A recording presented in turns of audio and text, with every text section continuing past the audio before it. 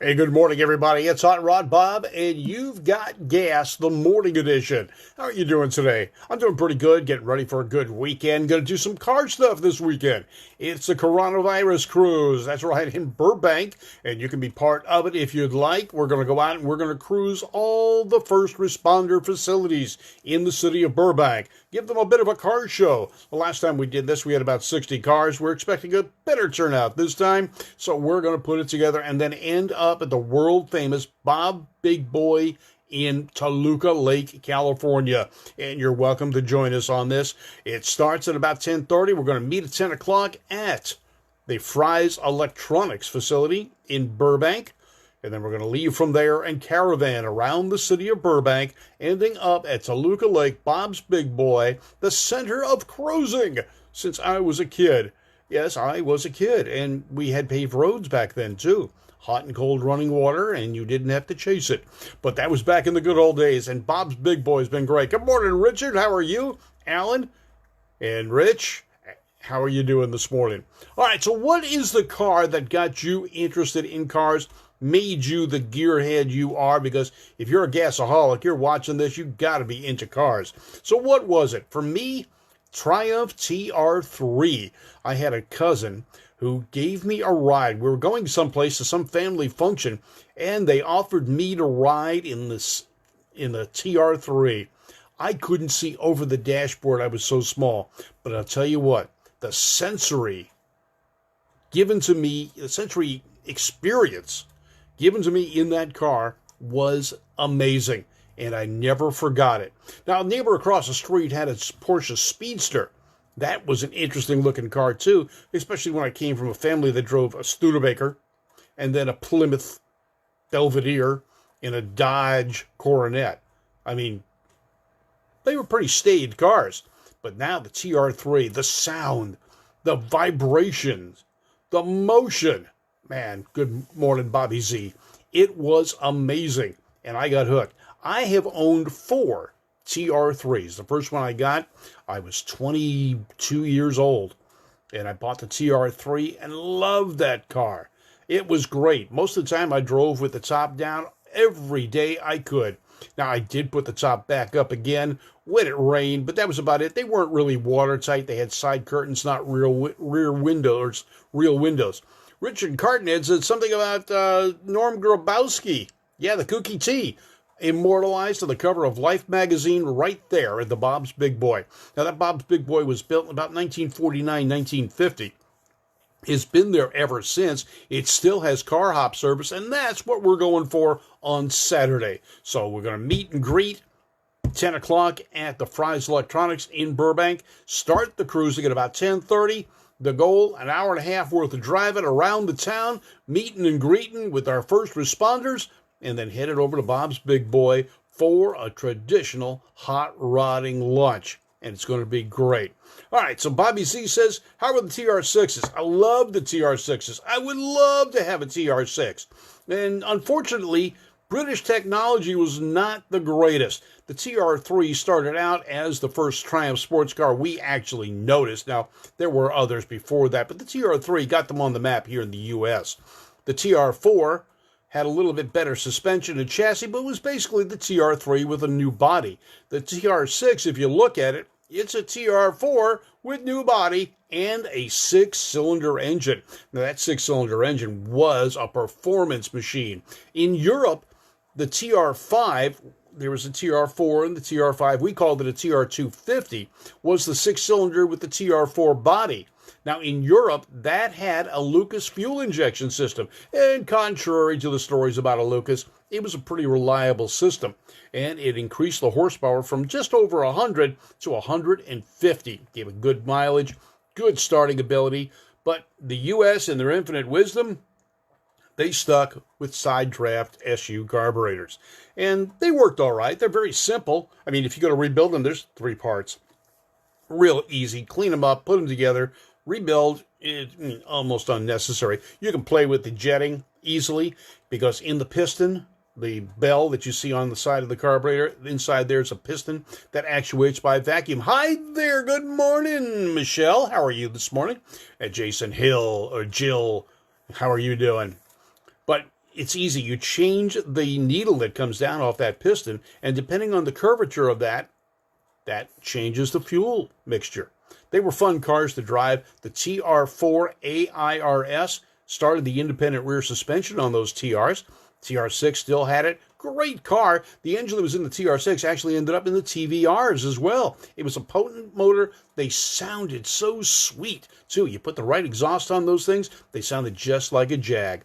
And good morning back to you, Michelle. So TRs, sports cars, were fun. Now, I went from the TRs to an MG. I had an MGB. What I liked about the MGB, it was a more solid vehicle. The Triumph was body on frame, and it rattled, but it's a sports car. Who cares? It's not like a closed vehicle. The MGB was a unibody construction vehicle, and it was far more solid and a better driver to me than the TR. Of course, the TR had more horsepower. Hi, Peg. How are you? Yes, it's paid. And we moved on. Now, I had TRs, 3s, and I had 3A and a 3B, and the difference being the chassis. The later model chassis, the one that ended up in the TR4, was in the TR3B. Couldn't tell the difference on the cars from external, but there was a little hump in the back where the back parcel shelf, they called it a seat, the padded area in the back was. Now, TR4s, I love, never had one of those, but those are interesting too. A buddy of mine had a TR4 Surrey top. Now, that was the first Targa from Triumph. The rear window was fixed. The center section would come off. Now, his had overdrive. My TRs did not. They just had regular 4-speed. And we were cruising one day, and about the same RPM, I won't tell you what it was, and he hit overdrive. All of a sudden, you heard his RPM go down, and he pulled away. So, advantageous to have the overdrive. I did have overdrive on my MGB GT, and that was a great car. Now, when the speed limit was 55, though, I was doing 65 and got better fuel mileage at 65 miles an hour than I did at 55 miles an hour. And the MG, with its antiquated 1.8-liter 4-cylinder engine, still had SU side draft carburetors. Now, Cassie Nunez is saying sports cars are nice, but nothing compared to muscle cars. Large and charged, baby. Yeah, well, there is replacement for displacement. Try and go around a corner. Now, Cassie, your car has current technology in the suspension and handles a lot better than the original ones. But if you put an MG, stock MG, against a stock Chevelle, the MG will run circles around it if there's a corner in the way. The Chevelles won't go around corners very well. They won't stop as well. MGs had disc brakes. Chevelle still had drum brakes. Disc brakes were an option back when your car was built. So when you look at a car, you got to compare apples to apples. And in the case of a muscle car, yeah, they go great in a straight line, but they don't want to pass a gas station. MGs were getting over 35 miles per gallon back in the 70s and stopped and turned a whole lot better than an American muscle car. Alan, you are absolutely right. An MGB GT V8 is an ideal car because the Buick Basic V8 aluminum block, licensed to or sold to Rover, was put in the MGBs. And that made a great car. With a 5-speed transmission, the actual package ended up being 90 pounds less than the equivalent 4-cylinder with overdrive, 4-speed. So the MGB GT V8 is high on my bucket list. I would give someone my Corvette to get an MGB GT V8. And that is great. Hi, Brittany. How are you doing this morning? Brittany Fischelli is watching us right now. And Merrick, how are you? So sports cars are where I got my start. Now, I did not limit myself to sports cars. And for those people that really know me, you know I'm not limited to any kind of car. If it's got 4 wheels, it'll do. Trouble from late model 140 horsepower Corvairs. Yeah, you know, 140 horsepower Corvair could give a muscle car a decent run and would make the corners as well. As a matter of fact, if you could get a Yenko Stinger or other, a Fitch Corvair, you'd give Porsches a real hard time. Hi, Rosanne. How you doing? Roseanne Hernandez, my stepdaughter, out of Salt Lake City, Utah, is watching. Got the kids with you, Roseanne, or just sneak away and go to work? Left them with Johnny, did you? Okay. All right, so sports cars, muscle cars, have had them. I had a Ford Fairlane XL 390 4-speed. Love that car. Hi, Raphael. How are you doing in Italy? I had a 66 Plymouth Belvedere 440 4-speed. Yeah, they were fun. I've had 3 Corvettes. Currently, our 56 Chevy has got a Corvette injected engine in it. It's fun. Now, Cassie's back again. Hey, where's the simple people? We like going fast, and Chevelles do that. Yeah, if you get it with the right equipment, they are quick. I'll give you a good run with my 56 Chevy, though. We can do that. But do it on the drag strip. Don't do it on the street. Hi, Rex Road. How you doing? Rex Road out of Florida is watching us. Thank you, Rex. And Rex is our tech inspector for NHRA's Hot Rod reunions. And we're going to hopefully get down to Bowling Green for this one this year. Brittany's asking, what kind of car should my parents get me? Yeah, you're getting your license soon. Something simple. For a starter car, a little Toyota or Nissan or Honda, an excellent way to begin. Ken Warner, how are you doing? Street Rods Unlimited, buddy. He's watching us today. He's got a gorgeous 32 Ford Hot Rods. Got into those too. Why? Magazines, the little pages. Now, when I was a kid, I loved the sports cars because I got to ride in one, and there was one across the street. But when I went to the store, I got my allowance. I could buy the little pages, the small hot rodding magazines of the day. 25 cents. I could get a magazine a week, and I did. And I'll tell you what, that got me infatuated with hot rods. And hot rods are what I have primarily now. I love it. I've had my Plymouth for 35 plus years, and it is cool. Jack Swanson, drag racer extraordinaire. Hey, Jack, I hope we get back to Irwindale and get some racing done soon. Understand there's a rumor that we're going to start back up again next weekend. So I got to check on that. We'll see what's happening with that. Don't know for sure. Or actually, next Thursday. That's a little bit of a drive for you on a Thursday night.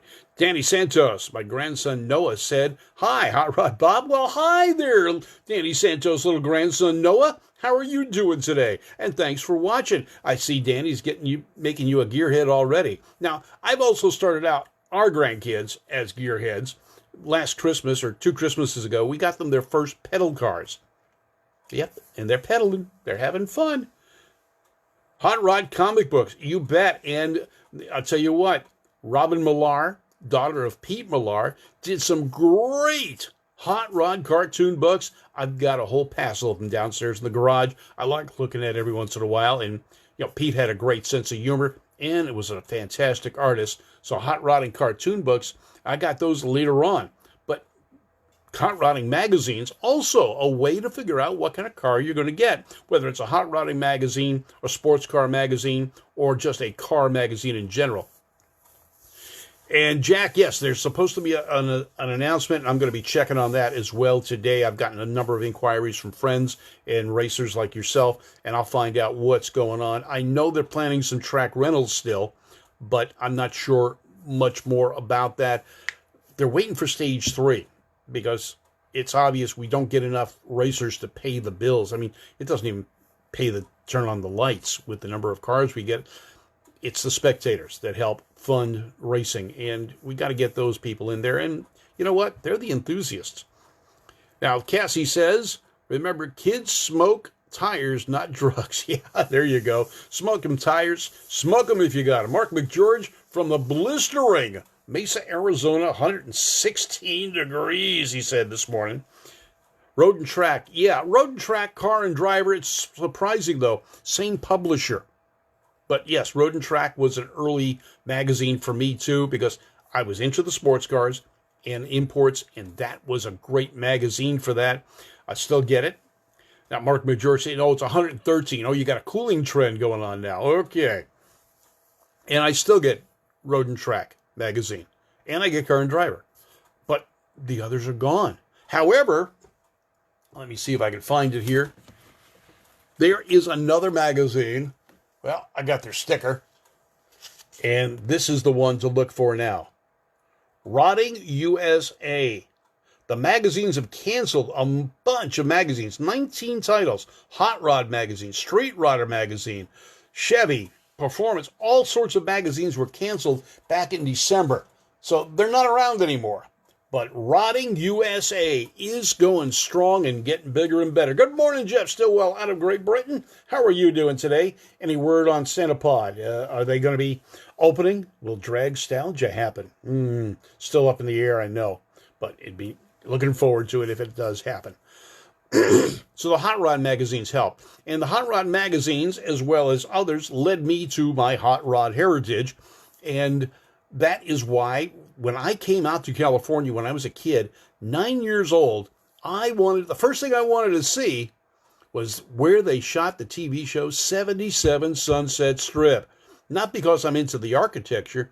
I wanted to see the kooky tea, Norm Grabowski's famous tea bucket, because that's what kooky Ed Burns drove in the show, and that car was great. Cassie says her obsession started at LACR when her dad was running his Vega. Best childhood ever. Yeah, and I loved it back then, too, because I was the guy up on the tower talking about it. Jay Thomas is watching us right now. Cartoons, Crass, and Bernie comics. Yeah, Crass and Bernie. They were part of the Millar series. And they had some great stories. I'll have to get one of those and dig it out and show it to you next time. We may do an episode on magazines gone and not forgotten. So we'll do that. Dick Mosley's watching. Loved his 46 Ford with a 3H by 3H flatty. Couldn't pass a service station. You know what? We got the same issue with my wife's car. She's got a nice 46 Ford sedan, and it's got a built Merc with Edelbrock heads, dual carbs, and 10 miles per gallon. And that's when you keep it down slow. So it's, but you know what? Wouldn't trade it. They're great. They're fun. The sound of a flathead, that is half the fun. The cars that you drive have to be enjoyable to you. You don't have to please somebody else. It doesn't have to be the color that someone else likes. It doesn't have to have the wheels someone else likes. It doesn't have to have the interior someone else likes. It doesn't even have to have the engine, or can be any brand. If you like the car you drive, that is what counts. And we like the cars we drive. That's why we've got the cars we have. And love them. Love old cars. Love stylish cars. Not real wild about the jelly bean cars that are out there today. But when you look at fuel mileage, comfort, new cars kind of have it beat. Although our 56 Chevy drives pretty good. And it's a good long-distance car as well. All right, so what's the car that got you started? Post it on the page. Show us a picture. Even a representative picture. I couldn't find a picture of my TR3. I know I've got it someplace. But what I did is I found the advertisement for that TR3 I had. And I'll tell you what, they're great. I love the old advertisements. There's a couple of pages you can go to and find old ads. Now, let's see. Cassie's saying, come on, Cassie, come on back here. All right, sent my nephew all the car movies from Pixar, plus a toy Lightning McQueen and blanket. He'll be a car guy for sure. Yeah, you've enabled him already. Robert, Devin, how are you this morning as well? All right, so I'm Hot Rod Bob. You've got Gas, the morning edition, brought to you by some great people. Moon Eyes, Beach Underwriting, Irwindale Speedway, Irwindale Drag Strip, Service Tech for all your garage service equipment needs, Valley Head Service. These are the guys you go to when you need your engine built or rebuilt. They've got it. They do it. Great machine shop. Put together some great motors. Our Y block in our 57 Ford is just so smooth running. After he rebuilt it, it is great. All right, so I'm Hot Rod Bob. You guys have a great day. Alan had a 64 Corvair Spider for his first car. That was a good car back in the day. Denny Sanders, Dad's super stock 63 Plymouth. That hooked it for him, and he has it. Denny Sanders found his dad's old car a couple of years ago and bought it, and has it sitting in his garage right alongside his bewedged 64 Dodge Super Stocker.